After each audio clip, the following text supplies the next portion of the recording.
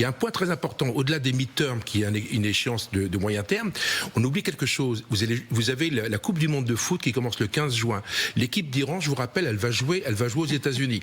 Donc vous avez un environnement extrêmement important, mondial, plusieurs milliards de spectateurs, et ça peut pas se passer comme ça. Donc évidemment, c'est aux États-Unis quand même. Alors une partie au Canada, une partie au Mexique, une partie aux États-Unis.